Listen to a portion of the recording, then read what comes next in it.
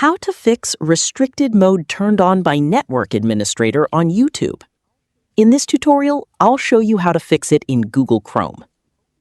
First, open Google Chrome on your computer. Click the three-dot menu in the top right corner, then select Settings. From the left-hand menu, click Privacy and Security. Next, click Security. Scroll down until you find Use Secure DNS. If it's enabled with a custom provider, change it to Google Public DNS or another trusted DNS provider. After making the change, open YouTube and refresh the page. Now, click your profile picture in the top right corner. Select Restricted Mode and check if you can turn it off. If the option is still locked, check your computer's DNS settings, as a custom DNS configuration may also be forcing restricted mode.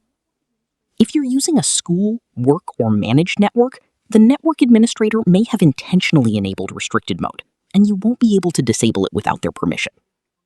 And that's it. These steps should help you fix the restricted mode turned on by network administrator issue on YouTube. If this tutorial helped, don't forget to like the video, subscribe, and check out more YouTube tips and tutorials.